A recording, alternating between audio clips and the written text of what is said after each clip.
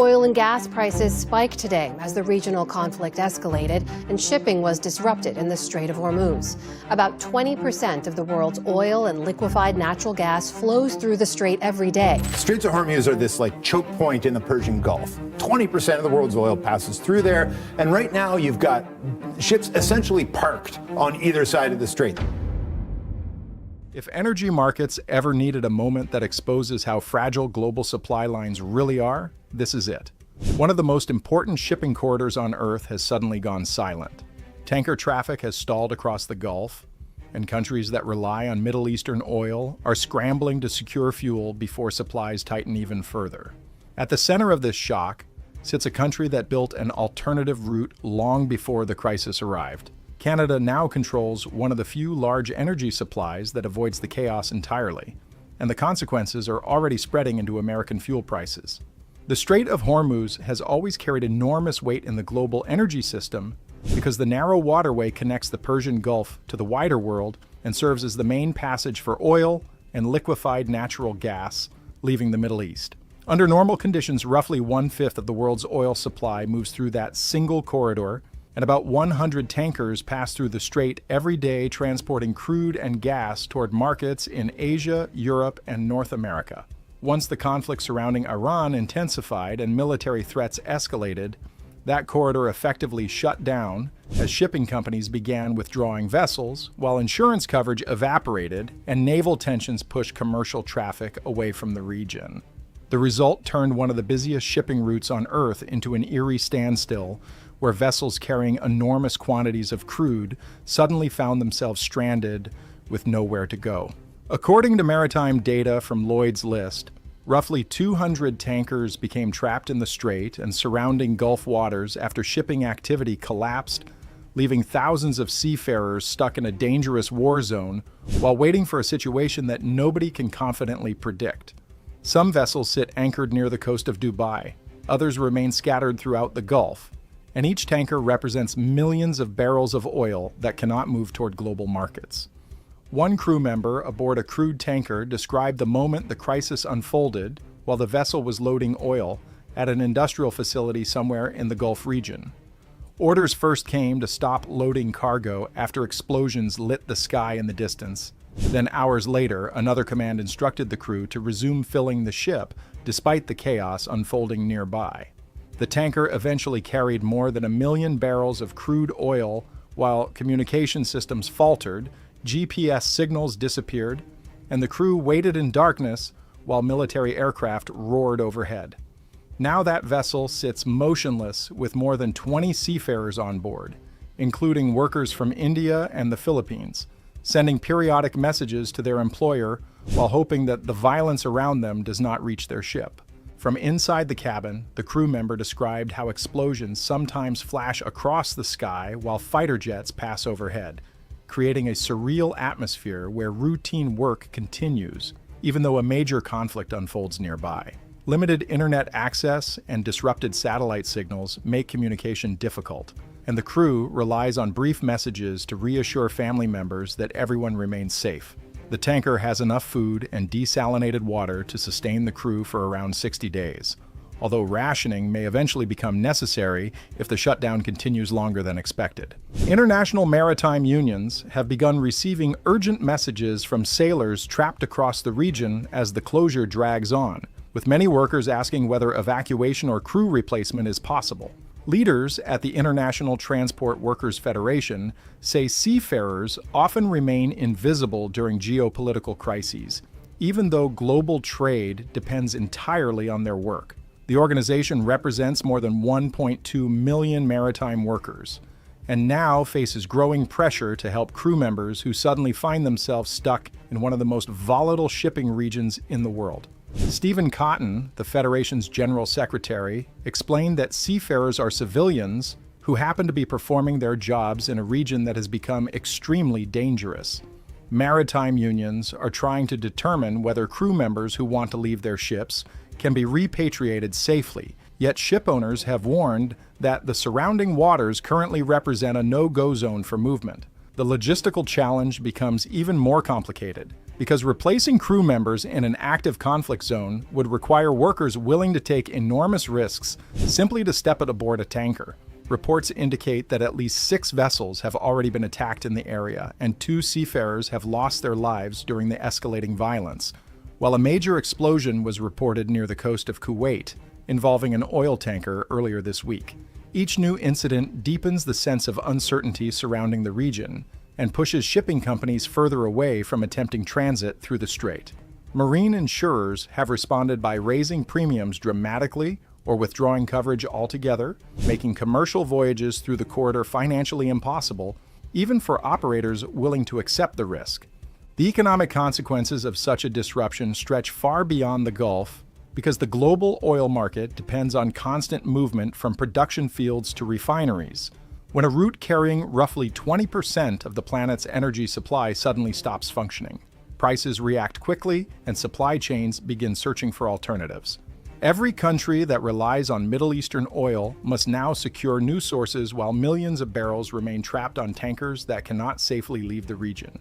One country happens to sit outside this crisis with a completely different route to international markets, and that country is Canada. Canadian energy exports travel primarily through pipelines and coastal terminals that do not pass anywhere near the Strait of Hormuz or the Red Sea, allowing shipments to continue even while Middle Eastern routes collapse. A major pipeline connecting Alberta's oil sands to Canada's Pacific coast now transports about 890,000 barrels of crude oil each day toward shipping terminals where tankers can head west, across the Pacific Ocean toward Asian markets. The journey from Canada's Pacific coast to Asia takes roughly 10 days, which is about half the time required for Middle Eastern cargo traveling the traditional route when the Strait of Hormuz remains open. In the current situation, the Middle Eastern route cannot operate at all, leaving many countries suddenly aware that one of the few stable suppliers sits thousands of miles away in North America. Canada also controls enormous energy reserves that give the country a powerful position during any global supply shock. Canadian oil reserves total approximately 163 billion barrels of proven crude, placing the country 4th in the world behind only Venezuela, Saudi Arabia, and Iran. Production levels approach 6 million barrels per day when counting conventional oil, along with output from Alberta's massive oil sands operations. These numbers mean Canada can supply a large portion of international demand without relying on vulnerable shipping lanes that cross conflict zones. Natural gas exports add another layer to Canada's energy influence. A major liquefied natural gas terminal on the coast of British Columbia now sends LNG cargo toward Asia and operates at a capacity capable of supporting roughly 170 tanker shipments each year when running at full output. South Korea already purchases Canadian LNG from that facility, creating a direct energy link that bypasses the geopolitical tension surrounding Middle Eastern gas supplies. These resources have transformed Canada from a regional supplier into a country capable of filling gaps in global markets whenever disruptions occur elsewhere. For years, Canadian producers sold the overwhelming majority of their crude to the United States because pipelines flowed south into American refineries, and alternative export routes barely existed. That arrangement kept Canadian oil prices significantly lower than global benchmarks since producers had limited options for selling their supply. Discounts sometimes reached astonishing levels. Canadian crude occasionally sold for $40 to $60 less per barrel than international oil prices, while Middle Eastern producers often sold their output for only about $10 below benchmark rates. American refineries benefited enormously from that arrangement because Canadian producers had little leverage to demand higher prices when their entire export system depended on a single customer. The situation looks very different once the Strait of Hormuz shuts down and global markets begin searching for stable supplies. When benchmark oil prices climb toward $100 per barrel because shipments from the Gulf cannot move, Canadian crude suddenly carries far more value than it did under the old system. Buyers across Asia and Europe recognize that Canadian oil travels through secure routes and therefore represents a dependable alternative, while the Middle East remains unstable. Demand has already begun appearing from countries that rarely purchased Canadian energy before, India stands near the top of that list because the nation imports roughly 90% of its oil and previously relied heavily on shipments passing through the Strait of Hormuz. With fewer than 10 days of emergency reserves available in storage, India faces urgent pressure to secure new suppliers capable of delivering crude quickly. During recent diplomatic conversations, an Indian official reportedly told Canadian representatives that India would purchase whatever Canada is offering, a statement that reflects the intensity of the current shortage. A country with 1.4 billion people cannot allow its energy supply to collapse, and the sudden loss of Middle Eastern shipments forces decision-makers in New Delhi to pursue any reliable alternative. Japan faces similar exposure because the island nation imports nearly all of its energy resources and must rely on maritime routes to keep refineries operating. South Korea has already established a foothold in Canadian energy markets through long-term LNG purchases, and that arrangement now appears remarkably strategic as gas shipments from the Gulf face uncertainty. European countries also watch the situation closely because many governments spent years reducing dependence on Russian gas, and now worry that Middle Eastern supply routes could become unreliable as well. Canada possesses something extremely valuable in this environment because the country produces oil, natural gas, liquefied natural gas, and uranium, while exporting those resources through routes that avoid the world's most dangerous choke points. Few nations can claim such a combination of resources and infrastructure at a moment when global supply lines feel increasingly fragile. Canada spent years building the infrastructure that made this pivot possible. The expansion of the Trans Mountain Pipeline dramatically increased the country's capacity to move oil from Alberta toward the Pacific coast, nearly tripling export capability through that corridor.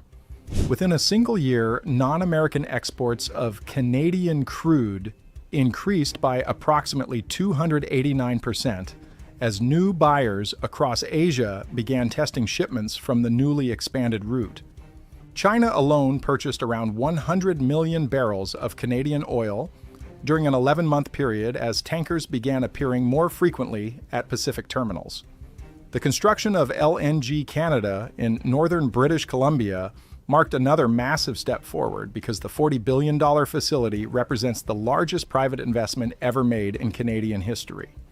With its first cargo already shipped and operations underway, the terminal provides a direct gateway for natural gas exports across the Pacific. Alberta's oil sands industry alone employs more than 150,000 people directly, while supporting hundreds of thousands of additional jobs throughout the supply chain.